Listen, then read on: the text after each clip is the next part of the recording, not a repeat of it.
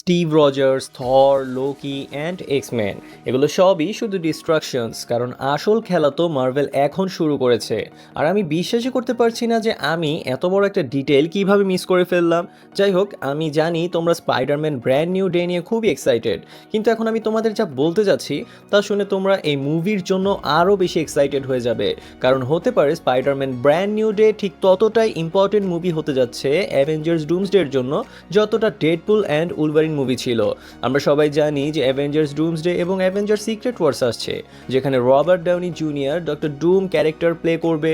কিন্তু যখন থেকেই এটা অ্যানাউন্স হয়েছে যে ডক্টর ডুম মাল্টিভার্স সাগার সবচেয়ে বড় ভিলেন হবে, তখন থেকেই ফ্যান্সদের মনে একটাই কোয়েশ্চেন যে ভাই তার প্ল্যানটা কি।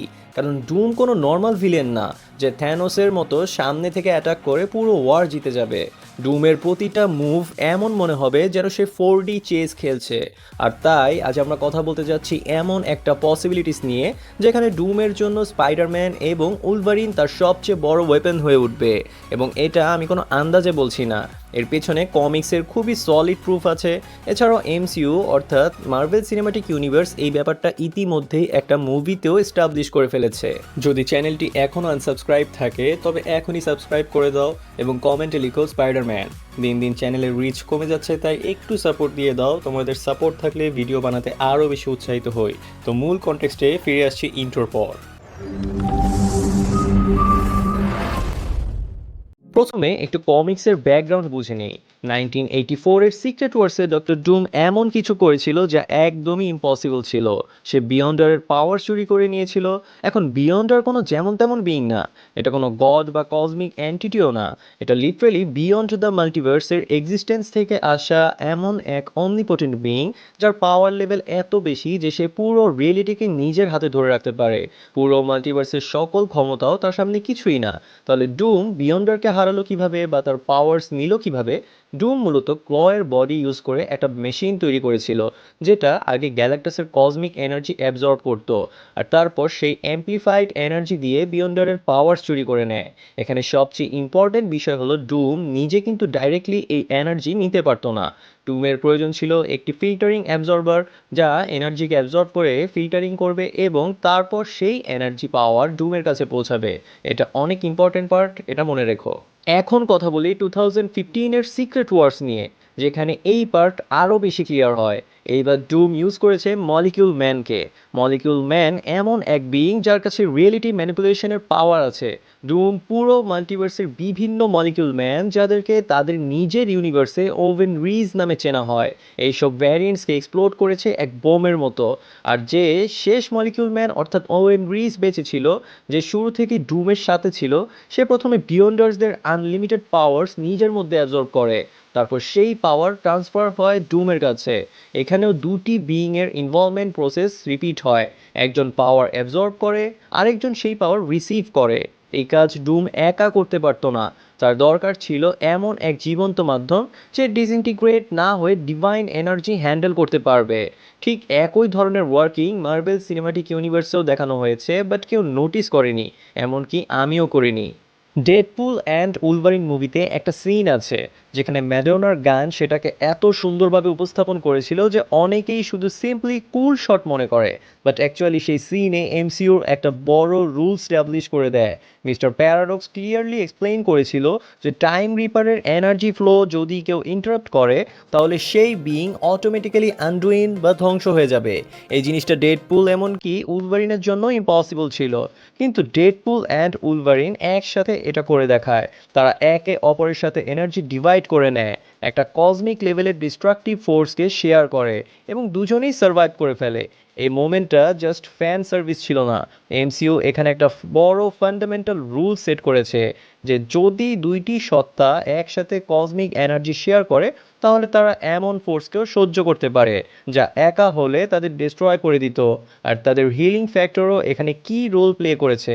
উলভারিনের দুর্দান্ত হিলিং পাওয়ার এবং তার অ্যাডম্যান্টিয়াম স্কেলেটন এবং ডেডপুলের অ্যাডাপটিভ হিলিং, এই দুই মিলে এমন এক কম্বিনেশন তৈরি করে যা ম্যাটার অ্যান্টিম্যাটার লেভেলের এনার্জিও হ্যান্ডেল করতে পারে।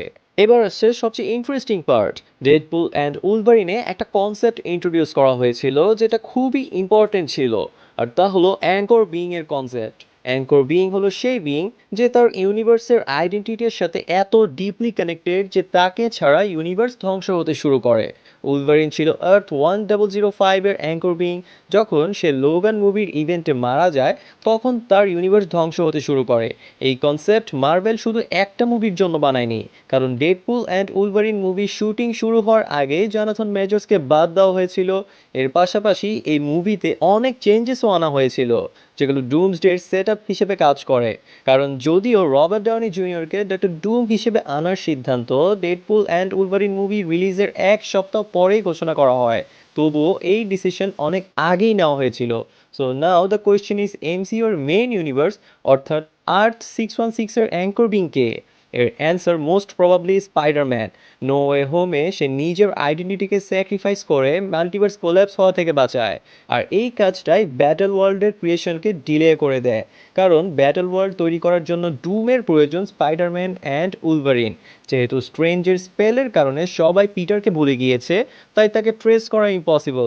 এতে সেই রিউমারটা আরও বেশি সেন্স তৈরি করে, যেখানে বলা হয়েছিল যে ডুমসডেতে স্পাইডারম্যানের বেশিরভাগ সিন তার বডি ডাবল প্লে করেছে, কারণ সে বেশিরভাগ সময় মাস্কের ভেতরে থাকে। ডুমকে বিয়ন্ডার লেভেলের পাওয়ার্স অ্যাবজর্ব করতে হলে তার প্রয়োজন টেক, যেটা ফ্যান্টাস্টিক ফোর ফার্স্ট স্টেপসে ডক্টর ডুম পেয়ে গিয়েছে। কারণ গ্যালাক্টাস ফ্যান্টাস্টিক ফোরের আর্থের বাইরে একটা শিপ রেখে গিয়েছিল, এবং সেই শিপটা খুবই ইম্পর্টেন্ট। কিন্তু শুধু টেকনোলজি যথেষ্ট হবে না, তার দরকার একটা অ্যাঙ্কর বিং যে পাওয়ার ট্রান্সফারকে পসিবল করবে। এখন উলভারিন এবং ডেডপুল যা করেছিল সেটা সম্পর্কে ডক্টর ডুম টিভি এর মাধ্যমে জানতে পারে, তাই সে তাদের নিয়ে নিজের মিশন সম্পন্ন করবে। কিন্তু ডেডপুল হয়তো ডুমের ইকুয়েশনে ফিট হবে না, তাই সে পরবর্তী ক্যান্ডিডেট খুঁজবে যে হবে স্পাইডারম্যান। এবং এটা কোনো কোইন্সিডেন্স নয় যে কিছুদিন আগে স্পাইডারম্যান ভার্সেস উলভারিন ফাইটের রিউমার আসছিল, যেখানে বলা হচ্ছিল যে ডুমসডেতে ওপেনিং সিকোয়েন্সে কোনো এক ইনকারশনের মধ্যে দিয়েই উলভারিন এবং স্পাইডারম্যান লড়াই করতে করতে মারা গেছে। কিন্তু আসলে উলভারিন এবং স্পাইডারম্যান ডক্টর ডুমের তার মেশিন ইউজ করার কারণে মারা যাবে। অথবা এমনও হতে পারে যে শুধু স্পাইডারম্যানের ভ্যারিয়েন্ট মারা যাবে এবং উলভারিন বেঁচে যাবে।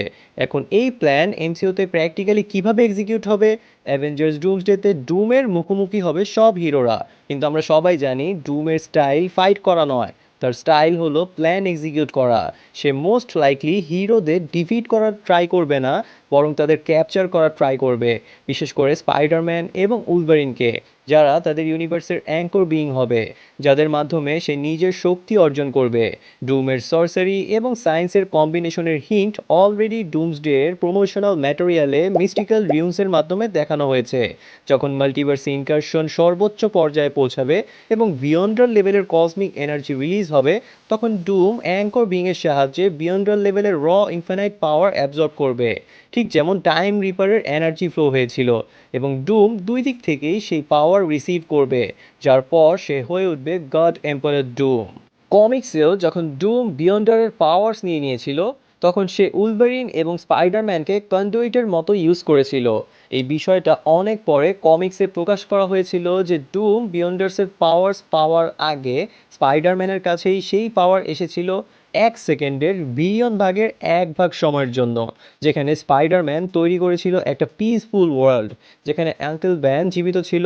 ইনফ্যাক্ট তার সামনে আবার যখন সে মারা যায়, তখন সেই পাওয়ারের মাধ্যমে আঙ্কেল ব্যানকে জীবিত করে।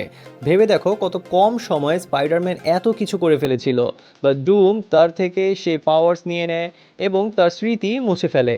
সেম বিষয়টি মুভিতেও দেখা যেতে পারে, যেখানে ডক্টর ডুম যখন তাদের মাধ্যমে পাওয়ার্স নিয়ে নেয়, তখন হয়তো পিটার হয়তো এমন কোনো ফিউচার দেখে ফেলবে যা দ্বারা পুনরায় সব কিছু ঠিক করে ফেলার রাস্তা পাওয়া যাবে। যদি পিটারের মাধ্যমে ডুম পাওয়ার পেতে পারে, তাহলে সে অন্য কাউকেও পাওয়ার দিতে পারে যে ভবিষ্যতে তাকে হেল্প করবে। সম্ভবত সে সেই পাওয়ার স্টিভ রজার্সকে দেবে, কারণ অস্কারসে যখন রবার্ট ডাউনি জুনিয়র এবং ক্রিস ইভান্স স্টেজে এসেছিল, তখন Robert Downey Junior green suit পরেছিল যা ডক্টর ডুমের কালার, আর ক্রিস ইভান্স ব্ল্যাক পরেছিল যা নো ম্যাটার স্যুটের কালার। আমরা জানি অলরেডি এটা যে ক্যাপ্টেন আমেরিকা নয়, বরং Steve Rogers will return in Avengers Doomsday. So এটাও কিন্তু একটা ইম্পর্টেন্ট হিন্ট।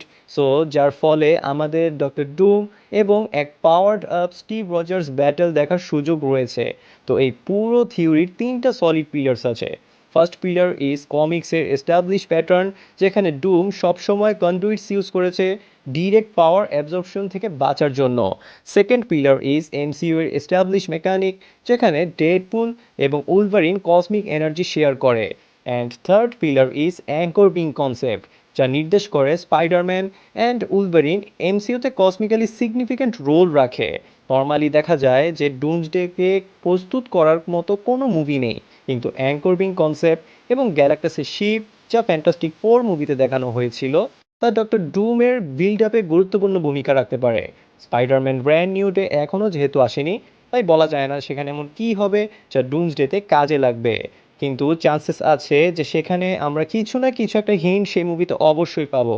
তাই এখন তুমি বলো, তোমার কি মনে হয় ডক্টর ডুম কি স্পাইডারম্যান এবং উলভারিনকে হান্ট করতে বের হবে কিনা নিজের ম্যাজিক এবং সায়েন্সের সাহায্যে, নাকি তার প্ল্যান অন্যরকম কিছু হবে? এসো এই নিয়ে কমেন্টে বিস্তারিত আলোচনা করি। তোমাদের কাছে বেটার কোনো ফ্যান থিওরি থাকলে তো অবশ্যই কমেন্টে অথবা আমার ইমেলে লিখতে পারো। থিওরি ভালো হলে অবশ্যই আমি নেক্সট ভিডিওতে ক্রেডিট সহ কভার করব। ভিডিও ভালো লাগলে অবশ্যই লাইক দিয়ে দিও, আর যারা চ্যানেলে নতুন তারা সাবস্ক্রাইব করতে ভুলবে না। আমি ছিলাম সাইদ, আর তোমরা দেখছিলে ইনফুস্টেইনমেন্ট। কথা হবে পরের ভিডিওতে, ততক্ষণ পর্যন্ত স্টে কিউরিয়াস অ্যান্ড স্টে ইনফুজড।